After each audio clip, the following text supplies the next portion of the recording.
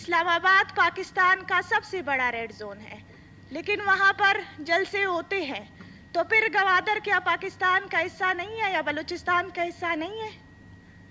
جناب اسپیکر، جب ملک ایک ہے تو دستور بھی ایک ہی ہونا چاہیے۔ کس طرح مظاہرین کو تنگ کیا گیا، اسی جلسے سے 2 دن قبل امن و امان کی صورتحال پر ایک سے راسل گفتگو ہوئی، اسمبلی کا اجلاس ہوا، لیکن ٹھیک 1 دن بعد امن و امان کی صورتحال حکومت نے خود بگاڑی یا نہیں بگاڑی کہ بسوں پر فائرنگ کی گئی۔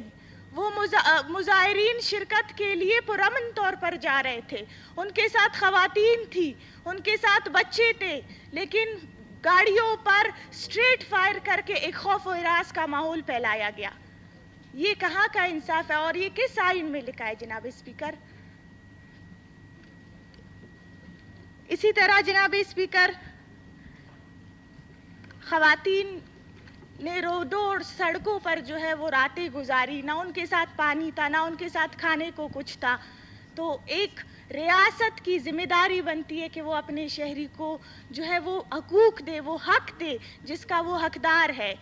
آپ دیکھیں تلار چیک پوسٹ پر، اسی طرح مستنگ میں، کیچ میں، کن کن ایریے میں جو ہے وہ شیلنگ نہیں کی گئی، کتنے لوگ زخمی ہوئے، کتنے لوگ شہید ہوئے۔ آپ جائے سول ٹراما سینٹر میں دیکھیں کہ آج بھی ایک مریض جو ہے اس کو سر پہ گولی لگی ہے، وہ آج زندگی اور موت کی کشمکش میں ہے۔ کیا ریاستیں ایسی ہوتی ہے؟ ریاست تو ماں کا کردار ادا کرتی ہے۔ کیا حکومتیں ایسی ہوتی ہے؟ مہذب معاشرے میں تو میں نے ایسی حکومتیں نہیں دیکھی ہے جناب اسپیکر۔ اور جناب اسپیکر، بی وائی سی کے جلسے سے 1 دن قبل پورے بلوچستان میں، بلوچستان کے ہر علاقے میں، بلوچستان کے ہر شہر میں ایک زبردست قسم کا کریک ڈاؤن کیا گیا۔ 500 سے زیادہ افراد جو ہے وہ گرفتار بھی کیے گئے، جبری طور پر لاپتہ بھی کیے گئے۔ اور اسی طرح ہمارے نیشنل پارٹی کے مرکزی رہنما گوادر کے اشرف حسین، اس کے گھر پر بھی کل رات سیکیورٹی اہلکاروں کی جانب سے حملہ ہوا ہے۔ چادر اور 4 دیواری کی تقدس کی پامالی کی اجازت کوئی بھی شخص نہیں دے گا، چاہے اس ملک کا شہری ہو، چاہے حکومت کا ہو، چاہے اپوزیشن کا ہو، اور ہم بھی نہیں دیتے ہیں۔ 4 دن سے پورا صوبہ بند ہے، ہڑتال ہے، حکومت کی جانب سے ہڑتال ہوا ہے۔ ایسا تو ہم نے کسی ڈکٹیٹر کے ٹائم پہ بھی نہیں دیکھا جناب اسپیکر۔ کاروبار مفلوج ہے، بسز کے مالکان پریشان ہیں، اسی طرح لوگوں کو صحت کی فیسلٹیز پرووائڈ نہیں ہے، اسکول تک بچے نہیں جا سکتے ہیں۔ آپ امن و امان کی صورتحال کو بنانے کے بجائے کیوں بگاڑنے پر تلے ہیں؟ ہم یہی مطالبہ کرتے ہیں کہ جتنے لوگوں کو گرفتار کیا گیا ان کو جو ہے وہ رہا کیا جائے۔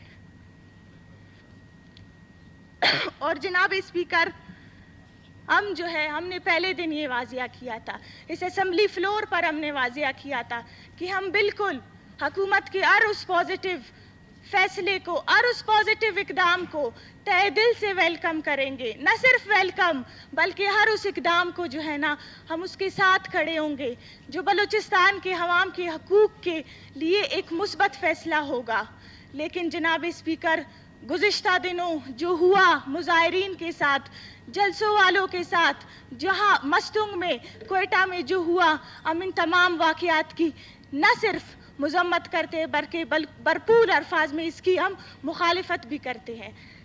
جناب اسپیکر، ہم پرامن سیاست کرتے ہیں، ہم عدم تشدد کے پیروکار ہیں، ہم میر غوث بخش بزنجو کے پیروکار ہیں جو مذاکرات پر یقین رکھتے تھے، جو یہی کہتے تھے کہ ہر مسئلہ مذاکرات کے ذریعے حل ہو سکتا ہے۔ تو ہم آج پھر سے یہی کہتے ہیں، اس حکومت کو کہتے ہیں، وزیر اعلیٰ صاحب کو کہتے ہیں کہ خدا را بلوچستان کے مسئلے کو مذاکرات کے ذریعے، ٹیبل ٹاک کے ذریعے حل کیا جائے تاکہ یہ جو تشدد اور نفرتوں کا ایک ماحول ہے یہ کم ہو۔